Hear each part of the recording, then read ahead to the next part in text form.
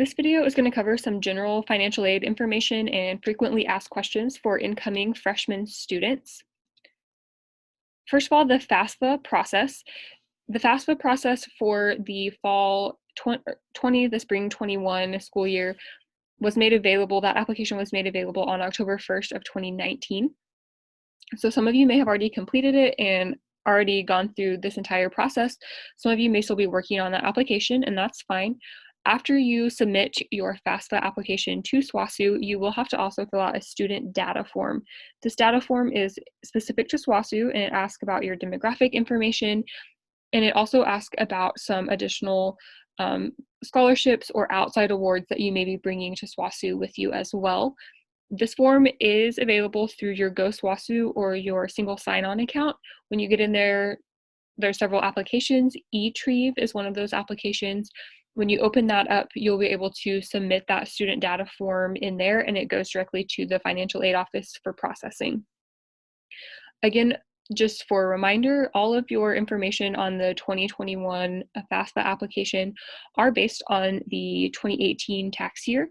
So any information that you're looking at needs to be based on 2018.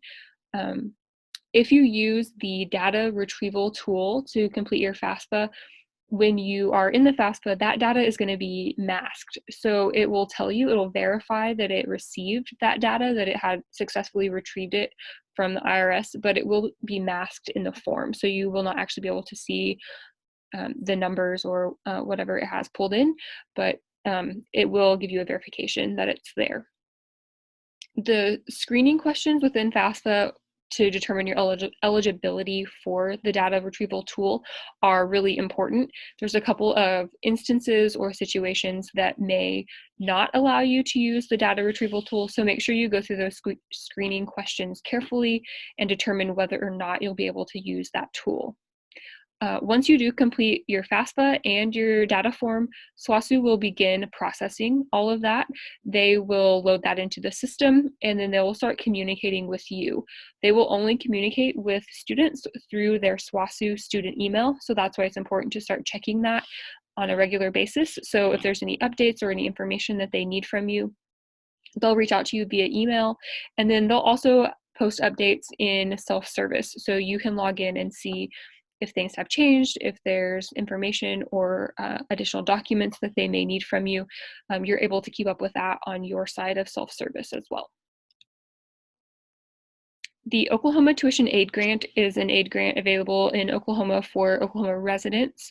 It does have a priority deadline of December 1st, and this again is just a priority deadline, so you have to have your FAFSA completed by December 1st, but if you miss that deadline, it's still okay to submit your FAFSA and be eligible possibly for that award. So if that's something that you may be eligible for, I would go ahead, fill out the FAFSA if you haven't already, and see if that's something you're eligible for as the tuition aid grant. This grant is $1,000 per year, so that'll be $500 per semester. And it does look at an EFC, or an estimated family contribution, below $1,700 per year. The EFC is an item that they get directly off of the FAFSA application. And again, it is required, or it is only available for Oklahoma residents. Verification. 30 to 40% of students will be selected for verification by the U.S. Department of Education. That just means that they need some additional information to verify that everything that you input is correct. So they'll ask about your household size, the number in college, the tax filing status, and of course the income information. One thing that the financial aid office often sees as an issue for verification, or what might cause you to be verified, is step-parent income is sometimes not included with information when it should have been. So that's just something to keep in mind as you're filling out information if there's a step-parent.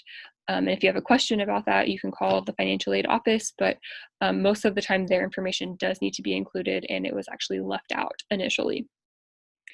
If you used the data retrieval tool to retrieve your information for the FAFSA, that is already considered verified information. So that is how you verify. You say, well, I use the data retrieval tool, and it'll be good. There's sometimes additional information that we will need to complete the process or to help someone get an additional award or grants, things like that. One of those is a verification for homelessness. So if you're a student that might be in that situation, or if you know someone that might be in that situation, if you'll verify that with the financial aid office with a letter from a school official, that's very helpful for those students. So make sure that a school official sends a letter verifying that situation for a student. And then completed high school transcript is something that you'll need to turn into SWOSU to complete your application, your admissions application. Even though you might be getting enrolled before you've graduated from high school, we still need that to complete that process.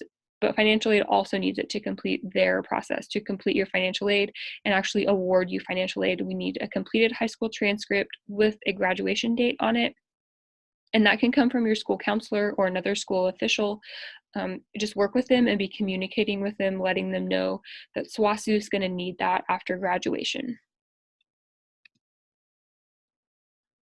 You can also request your tax information for the verification process a couple of other ways. You can request through irs.gov.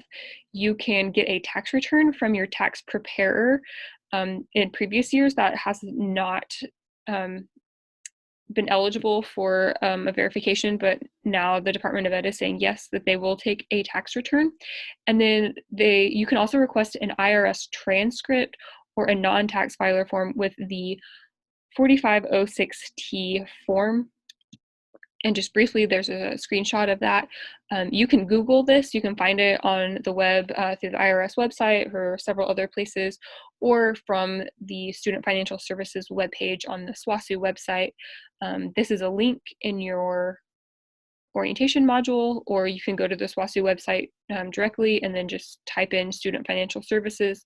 It will take you to their page, and you'll be able to find a link to this form.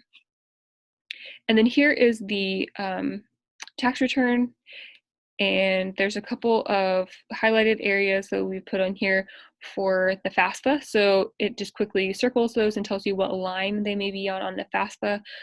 This might be something that you would want to take a screenshot of or a picture of really quick, just so you have it if you haven't filled out your FAFSA, or if that's a project you're working on right now. Here is the main information you need from your tax forms for your FAFSA application. Oh, and there's one more. A couple, sorry, I missed those. The Oklahoma Promise Award, or OLAP, there's a couple of names for it. It does pay for tuition, pays tuition only, not fees, and it will pay at the approved rate times your credit hours. So right now the approved rate is $205 times the amount of credit hours, and that's how much money you will get in Oklahoma Promise per semester. So for your first semester, if you're a full-time student and you're taking 12 hours, you would do 205 times 12, and that will let you know what to expect, the amount to expect for that award. One thing about Oklahoma's Promise is it does not pay for remedial courses. So any course that would be an improvement or a fundamental course for math, English, or reading, or a support course for math or English that you take along with the general education course, those are what we call 0 level. They don't have, they start with a 0, their course number does. Oklahoma's Promise is not going to pay for those. So just keep that in mind, that even though you might be in 12 hours, if 2 of those hours are remedial, Oklahoma's Promise is not going to cover those 2 credit hours of remedial. Each year they do a income check. So they check to see if your income is below $100,000, and that does happen each year. And then Oklahoma's Promise will pay up to 129 credits. That's credit hours. So most degrees you're able to complete in about 120 hours or so. Oklahoma's Promise will pay 129 credits if you need that. SWOSU scholarships, this process is new this year for our fall 2020 incoming class. They are merit-based and need-based awards. So merit-based is figured using the ACT and your high school GPA. That's a calculation that we can run with your information. And then we also have need awards. So the need-based awards are based on your ACT and your GPA along with your FAFSA information, that EFC, the estimated family contribution. So if you haven't filled out your FAFSA, I would highly recommend doing that. And you can be you may be eligible for a need-based award directly from SWOSU if you complete that FAFSA and we're able to see that information on our side. These awards are renewable for 4 years, so that's something kind of new with our scholarships. That hasn't always been the case, but you are able to renew your scholarships for 4 years as long as you keep a good GPA or stay in good standing with the university. You are able to renew those. The scholarships do have some kind of weird coding that goes with them in the system. So if you see these codes in your self-service account, these are just the names of the scholarship awards. We just wanted to kind of make you aware. We have the Academic Achievement Grant, the Southwestern Need Grant, Southwestern Grant, and then the SWOSU Foundation Grant. And here's a screenshot of what self-service looks like on the student side. So you can see the financial aid page. Right at the top, it will tell you if you have missing documents. It says in kind of this big box, you have missing documents, and you can click here to complete those documents. Down here in this checklist, it also tells you all the things that you need to complete in order to finish up your financial aid information. Under action needed, it says to complete required documents there. So it's gonna make that stand out to you that you have something that needs to be done. And then once you complete those documents, you'll be able to review and accept your financial aid package and sign your financial aid offer letter. One thing to point out also in the self-service page is all the great resources that are listed right over here under the helpful links. So if you have questions about anything and you're not sure, most of that information is probably somewhere over here in this helpful links box. Or if it's not, you're always welcome to call the Student Financial Services office, and I'll put their information up in just a moment.